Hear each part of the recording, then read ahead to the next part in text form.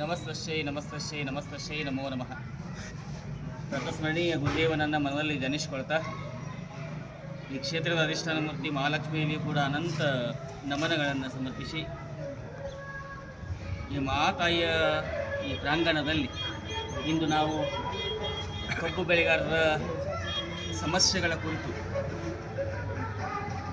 ಏನು ಪ್ರತಿಭಟನೆ ನಡೀತಾ ಇದೆ ಅದ್ರ ಬಗ್ಗೆ ಚರ್ಚಾಗೋಷ್ಠಿಯನ್ನು ಇಲ್ಲೆಲ್ಲ ರೈತ ಸಂಘದವರು ಹಾಗೂ ಈ ಗ್ರಾಮದ ಎಲ್ಲ ರೈತ ಬಾಂಧವರು ಎಲ್ಲ ಸೇರಿದ್ದೀವಿ. ನಮ್ಮೆಲ್ಲರಲ್ಲಿ ಅನಂತ ಶರಣಾರ್ಥಿಗಳನ್ನು ಸಲ್ಲಿಸ್ತಾ ಇವತ್ತೇನಾಗ್ಯದ ಅಂತಂದ್ರೆ ಇವತ್ತಂತಲ್ಲ, ಪ್ರತಿ ಸಂದರ್ಭದಲ್ಲಿ ಪ್ರತಿ ಹಂತದಲ್ಲಿ ರೈತ ದೇಶದ ಬೆನ್ನೆಲುಬು ಅಂತ ಹೇಳ್ತೀವಿ. ಮತ್ತು ಈ ದೇಶದ ಎರಡು ಕಣ್ಣು ಒಬ್ಬ ರೈತ, ಒಬ್ಬ ಸೈನಿಕ ಅಂತ ಹೇಳ್ತೀವಿ. ಯಾಕಂದರೆ ಗಡಿಯಲ್ಲಿ ಆ ಸೈನಿಕ ಅಷ್ಟು ನಮ್ಮನ್ನು ನಿದ್ದೆಗೆಟ್ಟು ಅಷ್ಟು ಕಾಯ್ತಾನೆ ಅಂತ ಹೇಳಿ ನಾವು ಇಲ್ಲಿ ನೆಮ್ಮದಿಯಾಗಿ ಉಳಿದೀವಿ. ಯಾಕಂದರೆ ಹಿಂದೆಲ್ಲ ನೋಡಿದ್ದೀವಿ, ಎಲ್ಲೆಲ್ಲಿ ಭಯೋತ್ಪಾದನೆಗಳು, ಎಲ್ಲೆಲ್ಲಿ ಬಾಂಬ್ ಪೋಸ್ಟ್ ಅದು, ಎಲ್ಲೆಲ್ಲಿ ಎಲ್ಲೆಲ್ಲಿ ದಂಗೆಗಳಾದವು, ಅವಾಗ ಎಷ್ಟು ಸತ್ರು. ಆಮೇಲೆ ಕಾಶ್ಮೀರಲ್ಲಿ ಏನು ಪರಿಸ್ಥಿತಿ ಆಗ್ಯದ, ಮತ್ತು ಹೈದರಾಬಾದಲ್ಲಿ ಏನಾಗ್ಯದ, ಹಿಂಗೆ ಅನೇಕ ಕಡೆ. ಮೊನ್ನೆ ಇತ್ತೀಚೆಗೆ ಈ 2 ವರ್ಷದಿಂದ ಬೆಂಗಳೂರಲ್ಲಿ ಒಂದು ಕೆಫೆ ಒಂದು ಇದನ್ನಾಯಿತು. ಈ ರೀತಿ ಅನೇಕ ದುಷ್ಕೃತ್ಯಗಳಾಗ್ತಿರ್ತವೆ. ಆದರೆ ಆ ರೈತ ಏನು ಸೈನಿಕ ನಮಗೆ ನಿದ್ದೆಗೆಟ್ಟು ಏನು ಕಾಣ್ತಾನಲ್ಲ, ಅದು ಈ ದೇಶವನ್ನೇ ನೆಮ್ಮದಿಯನ್ನು ಕಾಪಾಡಿದ್ವಿ. ಅದೇ ರೀತಿ ಅಕಸ್ಮಾತ್ ಈಗೇನು ನಾವು ಪ್ರತಿಭಟನೆ ಮಾಡ್ತೀವಿ, ಯಾರಿಗೂ ಕೊಡೋದ ಬೇಡಪ್ಪ ಅಂತ ನಾವೇ ಇಟ್ಕೊಂಡಿವಿ ಅಂದರೆ ದೇಶದ ಪರಿಸ್ಥಿತಿ ಏನಾಗತ್ತೆ? ಈ ಜನಪ್ರತಿನಿಧಿಗಳು ಇದನ್ನ ಅರ್ಥ ಮಾಡ್ಕೊಳ್ಳೋದು. ಈ ಸರ್ಕಾರ ನಡೆಸೋರು, ಈ ರಾಜ್ಯ ಭಾರವನ್ನು ನಡೆಸೋರು ಏನದ, ಈ ಇದ್ದುಳ್ಳವ್ರು ಅಂತ ಏನು ಹೇಳ್ತೀವಲ್ಲ, ಈಗ ನೋಡ್ರಿ ಇದೆಲ್ಲಿ ಹೊಂಟಿತು ನೋಡ್ರಿ, ಎಲ್ಲಿ ಬಂತು ಎಲ್ಲಿ ಹೊಂಟಿತು ನೋಡ್ರಿ. ನಾವು ಇಲ್ಲಿ ಮಾಡಕತ್ತೀವಿ, ಇಲ್ಲಿ ಹೊಂಟ ನೋಡ್ರಿ.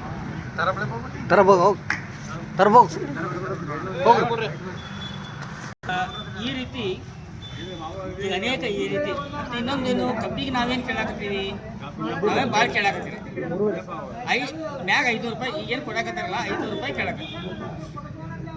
ಅದು ಇನ್ನೊಂದು ನಾನು ಮೀಡಿಯಾದಾಗ ನೋಡಿದೆ, ಫೇಸ್ಬುಕ್ ನೋಡಿದೆ.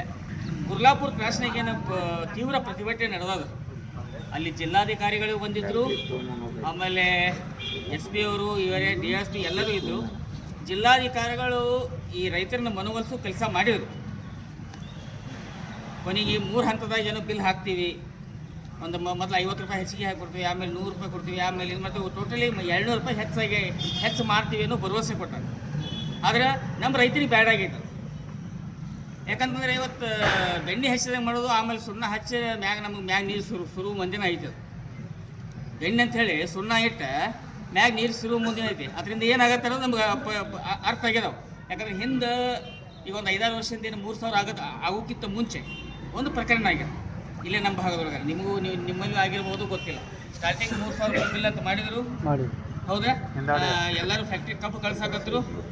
ಒಂದು ಪ್ರಾರಂಭದಾಗ ಕಳಿಸಿದ್ರು 1-2 ಬಿಲ್ಗಳು 3,000 ಬಂದು, ಕೊನೆಗೆ ನಾವು ಲಾಸ್ಟ್ ಇಯರ್ ಕಳಿಸಿದ್ರೆ ಅವು 2,500 ರೂಪಾಯಿ ಬಂದು. ಈ ರೀತಿ ಅನೇಕ ಬಾರಿ ವ್ಯತ್ಯಾಸಗಳಾಗಿದ್ದಾವೆ. ಅದಕ್ಕೆ ಈ ಸರಿ ಏನು, ಸಮಗ್ರವಾಗಿ ಎಲ್ಲ ಫ್ಯಾಕ್ಟ್ರಿಗಳು ನಮಗೆ ಒಂದೇ ರೇಟ್ ಕೊಡಬೇಕು, ಮತ್ತು ನಕ್ಕಿ ಆಗು. ಈ ಒಂದು ನಮ್ಮದು ಬೇಡಿಕೆ ಅದು. ಅದಕ್ಕೆ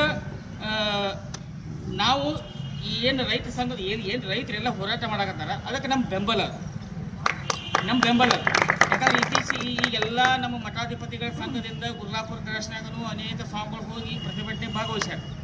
ಈಗ ನಾಳೆಯೂ ನಿಮ್ಮ ಹುಕ್ಕೇರಿಗೂ ನಮ್ಮ ಹುಕ್ಕೇರಿ ತಾಲೂಕಿನ ಎಲ್ಲ ಸ್ವಾಮಿಗಳು ಬರೋರು, ನಾವು ಬರ್ತೀವಿ. ಅದ್ರ ಜೊತೆಗೆ ಬರೀ ಇದೊಂದೇ ಅಲ್ಲ, ಎಲ್ಲ ಬೆಳೆಗಳು, ಬರೀ ಕಬ್ಬಿಂದ ಒಂದೇ ಅಲ್ಲ, ಯಾವುದೇ ಬೆಳೆ ತಗೋರಿ ಅಲ್ಲಿ ರೈತದ ಅನ್ನದಾತನಿಗೆ ಅನ್ಯಾಯ ಆಗಾಕತ್ತೆ. ಅದಕ್ಕೆ ರೈತರು ನಾವು ಎಚ್ಚೆತ್ತುಕೊಳ್ಬೇಕು. ಸ್ವಲ್ಪ ನಾವು ಹಿಡಿದಿಟ್ಕೊಂಡು ಕೆಲಸ ಮಾಡಬೇಕು. ಮತ್ತು ಇನ್ನೂ ಒಂದು ವಿಚಾರ ಮಾಡಿರಿ, ಆದಷ್ಟು ಬರೀ ಕಬ್ಬು ಇದೊಂದು ಕಿವಿ ಮಾತಿರ್ತೀವಿ ರೈತರಿಗೆ. ನಮ್ಮದು 1 ಎಕರೆ ಇರಲಿ, 2 ಎಕರೆ ಇರಲಿ, 10 ಎಕರೆ ಇರಲಿ, ಕಿವಿ ಮಾತು. ಏನು ಕಬ್ಬು ಮಾಡ್ತೀರಿ, ಅದ್ರ ಜೊತೆಗೆ ನಮ್ಮ ದಿನೋಪಯೋಗಿ ಹಿಂದಿನ ಹಿರಿಯರು ಮಾಡ್ತಿದ್ರು. 1 ಎಕರೆ ಒಳಗೆ ಅಥವಾ ಅರ್ಧ ಎಕರೆ ಒಳಗೆ ನಮ್ಮ ಮನೆ ಬಳಗೆ ಏನು ವಸ್ತುಗಳು ಬೇಕು. ಯಾಕಂದ್ರೆ ಈ ಪರಿಸ್ಥಿತಿ ಬರಂಗಿಲ್ಲ ಅಂತ ನಮ್ಮ ಅನಿಸಿಕೆ. ಅದನ್ನು ಬೆಳಕೊಂಡ್ರೆ ನಾವು ಸದೃಢ ಆಗ್ತೀವಿ. ಅದ್ರ ಬಗ್ಗೆ ವಿಚಾರ ಮಾಡೋಣ. ಆಗಲೇ ನಮ್ಮ ದನಿಯರು ಮಾತಾಡ್ತಾ ಈ